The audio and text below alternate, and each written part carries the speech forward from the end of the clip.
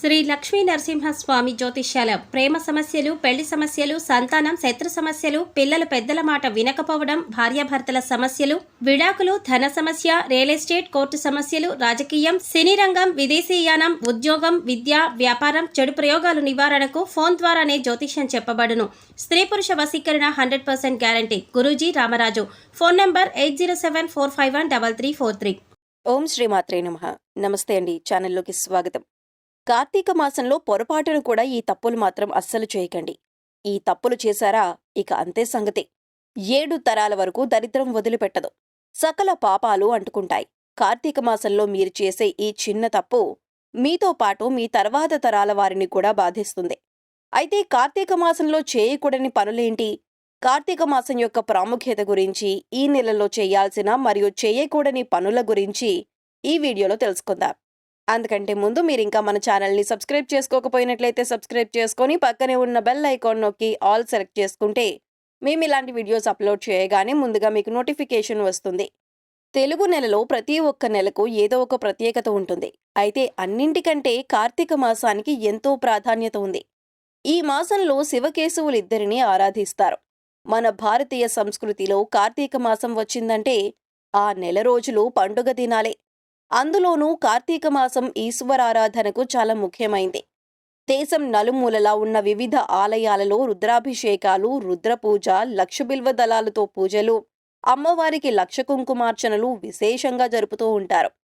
అలా విశేషార్చనలు జరిపితే సదాశివుడు ప్రసన్నుడై భక్తులకు సకల శుభాలు చేకూరుస్తాడని నమ్మకం. ఇటువంటి పవిత్రమైన మాసంలో మీరు చేసే ఈ చిన్న తప్పుల కారణంగా ఎన్నో ఇబ్బందులను ఎదుర్కోవాల్సి ఉంటుంది. స్నాన, దాన, జపాలు, పూజలు, ఉపవాస వ్రతాలు, దీపాలు వెలిగించటం, వనభోజనాలు వంటి వాటిని చేయటం వల్ల జన్మజన్మల పాపాలను ప్రక్షాళన చేసి అనంతమైన పుణ్యఫలాలను ప్రసాదించే మహిమాన్వితమైన మాసం కార్తీక మాసం. చాంద్రమానం ప్రకారం కార్తీక మాసం 8వది, శరదృతువులో 2వ మాసం. ఈ మాసంలో పూర్ణిమ నాడు చంద్రుడు కృత్తికా నక్షత్ర సమీపంలో సంచరిస్తూ ఉండటం వల్ల ఈ మాసానికి కార్తీక మాసం అని పేరొచ్చింది. ప్రతి ఏటా దీపావళి వెళ్లిన మరుసటి రోజు నుంచి అతి పవిత్రమైన కార్తీక మాసం ప్రారంభమవుతుంది. ఈ మాసంలో భక్తులంతా నిత్యం భోళాశంకరుని నామాన్ని స్మరిస్తూ ఉంటారు. పురాణ కాలం నుంచి ఈ మాసం ఓ ప్రత్యేకతను సంతరించుకుంది. హరిహరాదులకు ప్రీతిపాత్రమైన ఈ మాసంలో భక్తులందరూ నిష్ఠతో చేపట్టే నోములకు ఎంతో ప్రాధాన్యత ఉంటుంది. ఈ మాసంలో పాడ్యమి, చవితి, పౌర్ణమి, చతుర్దశి, ఏకాదశి, ద్వాదశి తిథుల్లో శివపార్వతుల అనుగ్రహం కోసం మహిళలు పూజలు చేస్తూ ఉంటారు. ఈ రోజులు కార్తీక మాసంలో అత్యంత పుణ్యప్రదమైనవి. నెలంతా సాధ్యపడని భక్తులు కనీసం ఆయా రోజుల్లో పవిత్ర పుణ్య నదీ స్నానం ఆచరించి ఉపవాస దీక్షలు చేస్తూ లలిత, విష్ణు సహస్రనామ పారాయణాలు, ప్రతినిత్యం ఉభయ సంధ్యల్లో దీపారాధన చేసే వారికి విశేష పుణ్యఫలం లభిస్తుంది.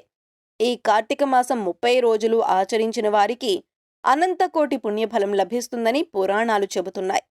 ఇందులో అత్యంత మహిమాన్వితమైన కాలం ప్రదోషకాలం.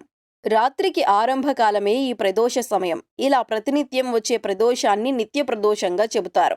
ఎవరైతే ఈ కార్తీక మాసమంతా పుణ్యనదీ స్నానం ఆచరిస్తూ ప్రతినిత్యం హరిహరాదులను పూజిస్తూ ప్రదోషకాలంలో నిత్యం దీపారాధన చేసిన వారికి పరమేశ్వరుడు మోక్ష మార్గాన్ని ప్రసాదిస్తాడని పురాణాలు చెబుతున్నాయి. కార్తీక మాసంలోని ప్రదోషకాలంలో పరమేశ్వరుడు అర్ధనారీశ్వర రూపంలో భక్తులకు దర్శనమిస్తారు. అలాంటి ప్రదోష సమయాల్లో దేవ, గంధర్వ, మహర్షి సిద్ధులందరూ పరమాత్మ స్వరూపాన్ని కొలుస్తూ ఉంటారట. కాబట్టి ప్రదోష సమయాల్లో శివుణ్ణి ఆరాధిస్తే శివుని ఆశీస్సులతో పాటు మిగతా దేవతల ఆశీస్సులు కూడా ఏకకాలంలో మనం పొందగలుగుతామని పండితులు చెబుతున్నారు. ఇంకా మనకు అర్ధనారీశ్వర స్వరూపాన్ని ధ్యానిస్తే 2 ప్రయోజనాలు లభిస్తాయి. అవేమిటంటే కోరికలను నియంత్రించే శక్తి మరియు మరణాన్ని జయించే శక్తిని పరమేశ్వరుడు ప్రసాదిస్తాడు.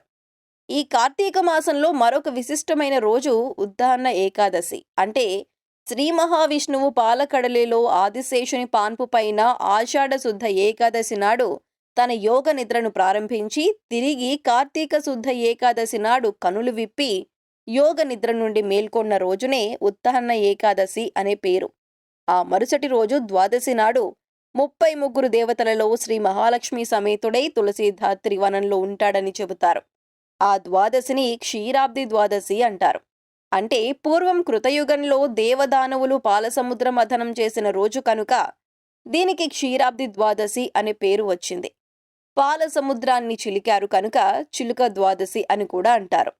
స్త్రీలు ఈ రోజున వారి సౌభాగ్య సంపదల కోసం తులసి కోట దగ్గర విశేష దీపారాధనలు చేసి షోడశోపచారాలతో తులసీధాత్రి లక్ష్మీనారాయణులను పూజిస్తారు. అంతేకాకుండా కార్తీక పున్నమి రోజున జ్వాలాతోరణం కాలుస్తారు.